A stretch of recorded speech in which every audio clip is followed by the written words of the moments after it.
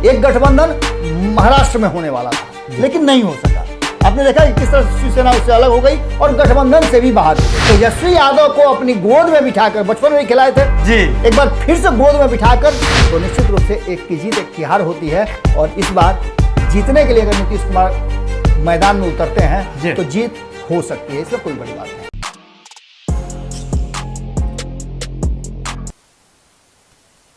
नमस्कार, बिहार के digital media का जनक भारत लाइव देख रहे हैं आप। भारत लाइव में रातों रात देख रहे हैं। रातों रात यानी कि ऐसा शो जहां आपको हम हमेशा से ऐसी ही खबरें देते आ रहे हैं। इस खबर को जानने और समझने के बाद आप उसके आगे विस्मयादिबोधक चिन्ह लगाने पर मजबूर हो उठते हैं। हमने देखा था कि नीतीश कुमार जी भी दिल्ली पहुंचे थे। इसके साथ ही बिहार के पूर्व मुख्यमंत्री जीतन राम मांझी जी भी दिल्ली पहुंचे थे। देश के तमाम कदावर नेता दिल्ली में मौजूद थे। यूं कहे तो बिहार की राजनीति के जो दिग्गज चेहरे हैं, लालू प्रसाद यादव जी, मुलायम सिंह जी, ममता बनर्जी जी, तमाम लोग दिल्ली में मौजूद थी और वहां से एक नए गठबंधन की आधारशिला रखी जा रही थी। ये बात सूत्र इस बात का दावा करते हैं। ऐसे में हम आपको बताने जा रहे हैं कि यूपी, पंजाब, बहुत सारे ऐसे जगह हैं जहां पर डील पक्की हो गई है। अब जब डील पक्की हुई है तो एक जो साझा गठबंधन बन रहा था, उस गठबंधन में कौन कौन शामिल हुआ, इन तमाम मुद्दों पर चर्चा के लिए हमारे साथ बिहार की राजनीति के दिग्गज राजनीतिक विशेषज्ञ विजय मिश्र बाबा जी मौजूद हैं। तो बाबा, इस डील होने के बाद कौन कौन से लोग गठबंधन में अपना सिक्का जमाते हुए नजर आएंगे? सबसे पहले तो सुमन, बहुत बहुत आपको धन्यवाद जी। लेकिन दिग्गजों जैसी कोई बात हमारे में नहीं है जी। आप लोग हमारे इनपुट हैं जी। आप लोग के आधार पर जो खबरें हमारे पास आती हैं, जिस तरह से आप लोग इनपुट देते हैं, उसके आधार पर हम बिहार की राजनीति का विश्लेषण करते हैं। हाँ, हमने एक लंबा जीवन बिताया है जिसके चलते हम कई राजनीतिक दल के नेताओं से हमारी बातचीत होती है। उसके आधार पर हम आपके सामने खबरें लाते हैं और उसमें से कोशिश करते हैं कि खबरों की सत्यता ज़्यादा से अधिक से अधिक हो। इन सारी बातों को लेकर के अब एक बात जो सामने से आ रही है, आपने भी देखा, आप तो लगातार कवर ही कर रहे हैं, अलग अलग राजनीतिक दल के नेताओं से आपकी बातचीत हो रही है। उसी इनपुट के आधार पर जब आप लोगों ने ये बातें साझा की कि कहीं ना कहीं अब नीतीश कुमार भी उस गठबंधन में जो पहले वाली बात है वो महसूस नहीं कर रहे हैं, घुटन महसूस कर रहे हैं, इसलिए उनको बार बार अपने फैसले बदलने पड़ते हैं कि किसी फैसले से उन्हें कोई परेशानी ना हो जाए। इन सारी बातों को लेकर के जो नीतीश कुमार ने अगला स्टेप रखा है, उससे कहीं ना कहीं दोनों खेमा अलर्ट है। जहां एक तरफ एनडीए अलर्ट है, वहीं दूसरी तरफ महागठबंधन अलर्ट है। लेकिन इन सारी बातों के बाद जो एक राज्य स्तरीय गठबंधन हो रहा है, उसके अलावे एक व्यापक गठबंधन की जरूरत महसूस हो रही है, क्योंकि विपक्ष तितर बितर होने के चलते भारतीय जनता पार्टी डोमिनेट कर रही है। और आपने देखा होगा कि जितने भी लोग पहले शामिल थे एनडीए में, उसमें से बहुत सारे लोग बाहर होते जा रहे हैं। बिल्कुल गिनती के पार्टियां रह गई हैं। ऐसी स्थिति में यह समझ में आ रहा था कि इस देश में अब जरूरत है एक ऐसे गठबंधन की जो केंद्र के साथ साथ राज्यों को भी पोषित करे। बिल्कुल, यानी कि कोई भी राज्य में किसी तरह की बात हो जिसका प्रयोग किया गया था बंगाल में। हम इसलिए आज कहने के लिए बैठे हैं कि बिहार और बंगाल में तो डील हो चुकी थी। उस डील का हमने बता भी दिया कि इस डील में क्या था। तो ममता बनर्जी यदि जीत जाती हैं, मुख्यमंत्री बनती हैं, तो वो बिहार में होने वाली जो घटनाएं होंगी, उन घटनाओं को उनका सपोर्ट मिलेगा। जैसे उन्होंने कहा था कि आरजेडी हमारे साथ नहीं लड़ी थी, आरजेडी को जब भी जरूरत हमारी होगी तो हम तैयार हैं और तेजस्वी यादव को सपोर्ट करेंगे। बिल्कुल। तो एक तो गठबंधन ये हो गया। दूसरा गठबंधन आप देख लीजिए कि यूपी और हरियाणा, यूपी में चुनाव है, हरियाणा में हो चुका है। हरियाणा में जो गठबंधन बना है, उस गठबंधन से कौन नहीं जानता है। बिल्कुल, दोनों एक दूसरे के धूल विरोधी थे, लेकिन भारतीय जनता पार्टी ने वहां गठबंधन बना लिया, स्वीकार कर लिया कि आप आइए मेरे साथ और जैसे चाहिए वैसे आप राजकाज चलाइए। एक गठबंधन महाराष्ट्र में होने वाला था लेकिन नहीं हो सका। आपने देखा कि किस तरह से शिवसेना उससे अलग हो गई और गठबंधन से भी बाहर हो गई। आपने देखा कि किस तरह से जम्मू कश्मीर तक भारतीय जनता पार्टी ने कोशिश किया, मुफ्ती के साथ गठबंधन बनाया, सरकार चलाने की कोशिश किया, लेकिन नहीं चल पाई। यानी कि भारतीय जनता पार्टी अपने सत्ता में रहने के लिए किसी के साथ गठबंधन कर सकती है। ये बातें अब क्लियर हो गई हैं। तो क्यों नहीं विपक्ष भी अपने ईगो को छोड़ करके एक साथ हो जाए। इसमें सबसे जरूरी था कि नीतीश कुमार क्या सोचते हैं। नीतीश कुमार सीधा नहीं आ रहे थे। कभी कभी होता क्या है कि शब्दभेदी बांध से भी काम चलाना पड़ता है। बिल्कुल। तो तीर उनका निशान भी है और वो तीर जो चला रहे हैं वो इधर उधर चल रहा है, सही निशाने पर नहीं बैठ रहा था। उन्होंने तो बहुत बढ़िया तीर चलाया था, आरसीपी सिंह के हाथ में कमान दे करके, लेकिन उन्होंने किस तरह का फायरिंग किया, ऐसा फायर किया कि शब्द भेदी बान आकर के आत्मघाती बन गया और कहीं ना कहीं पार्टी में बड़ा विखंडन होते होते बचा।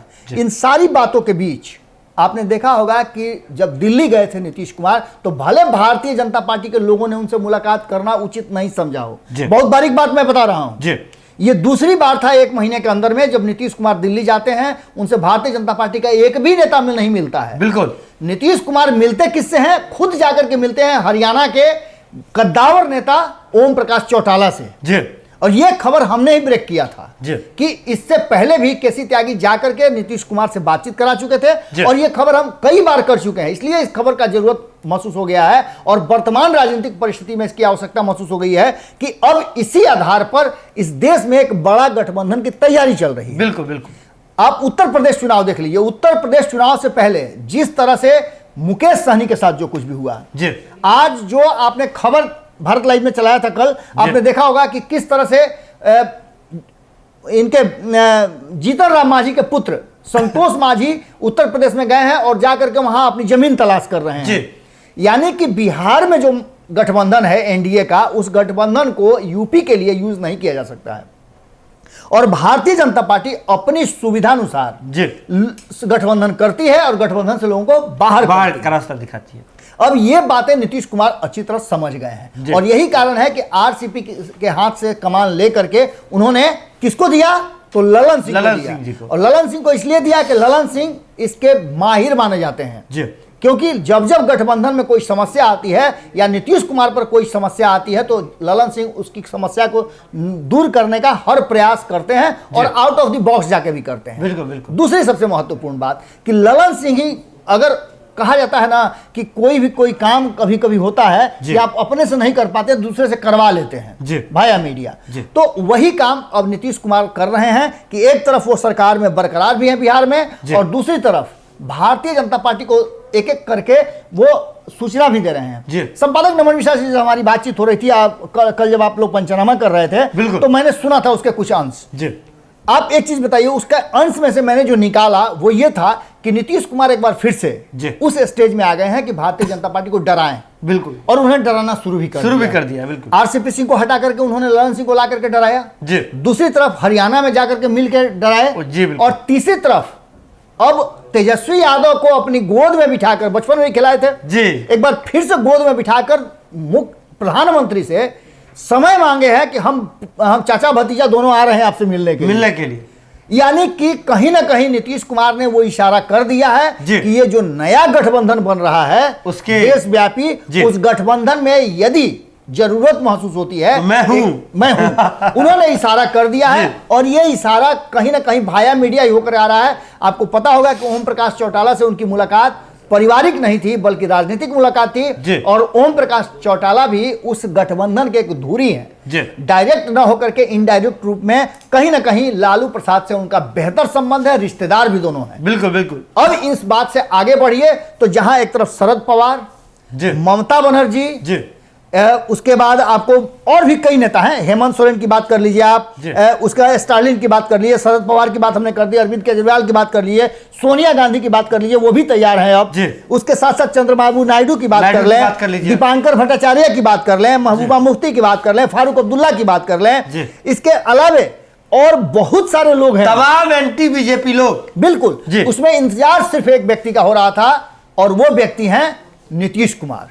अगर नीतीश कुमार उस कमान को संभाल लेते हैं तो बिहार में सत्ता परिवर्तन का कहीं ना कहीं रास्ता जो है वो बंगाल से होता हुआ बिहार और बिहार से यूपी तक जाएगा और यूपी से दिल्ली तक रास्ता तय किया जाएगा।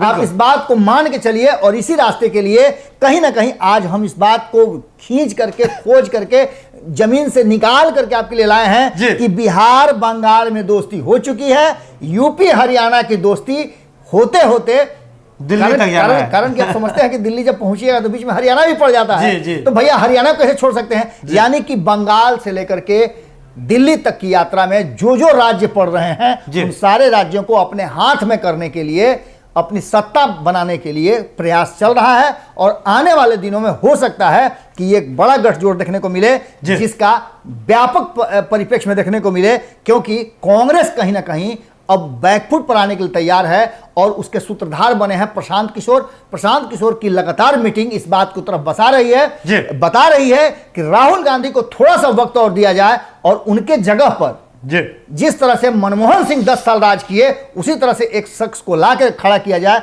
जिसकी छवि बेहतर हो, जो सुशासन के नाम से जाना जाता हो और जो पूरी तरह से नीतीश कुमार के नाम जैसा हो और नीतीश कुमार के नाम जैसा नरेंद्र मोदी, यानी दोनों न से शुरू हो और टक्कर बराबर की। आपको पता है कि जब भी हार जीत हुआ होगा तो आप उठा के देख लीजिए कि अब इसको अलग अदरवाइज मत लीजिएगा, लेकिन राम और रावण आपको पता होगा। इसके अलावा अब कितना पता है, कृष्ण और कंस आपको पता होगा। हम इसलिए नहीं कह रहे हैं, हम किसी को कंस और कृष्ण नहीं कह रहे हैं, हम ये कह रहे हैं कि युद्ध में एक राशि के लोग जब टकराते हैं तो निश्चित रूप से एक की जीत एक की हार होती है। और इस बार जीतने के लिए अगर नीतीश कुमार मैदान में उतरते हैं तो जीत हो सकती है, इसमें कोई बड़ी बात नहीं। देखिए, बंगाल की खाड़ी से राजनीतिक लहर उठी है, बिहार होते हुए, उत्तर प्रदेश होते हुए, हरियाणा होते हुए दिल्ली तक जारी है और इसको लेकर के सभी जो मार्ग हैं उसे साधे जा रहे हैं। रास्ते के बीच में जितने भी पत्थर हैं उनसे या तो मैत्रीपूर्ण व्यवहार करके या फिर जैसे भी हो कैसे उन्हें ठिकाना लगाया जाए उसकी भी चर्चा जो है हो रही है। भीतर खाने में बहुत सारी चर्चाएं हो रही है। अभी जुड़े रहे भारत लाइव के साथ, जो कुछ भी अपडेट होगा भारत लाइव की टीम सबसे पहले आप तक पहुंचाएगी। इसके लिए जरूरत है कि भारत लाइव की खबरों को आप यूं ही देखते रहे, शेयर करते रहे और हमारा मनोबल बढ़ाते रहे। बहुत बहुत धन्यवाद। अगर ये वीडियो पसंद आई और वह बिहार के राजनीति और बिहारियत से सरोकार रखेनी तो सब्सक्राइब बटन दबा के चैनल के सब्सक्राइब कर ली। ओजे एगो घंटी बा, ओकरा बटन दबा देला से कुल सटीक और मारक खबर रुआ मुफ्त में मिल जाई। अगर रुआ पत्रकारिता के हमनी के नया प्रयोग में सहयोग कर चाहतानी तो ज्वाइन बटन दबा दी। पेटीएम नंबर नोट कर ली 9386816700। धन्यवाद।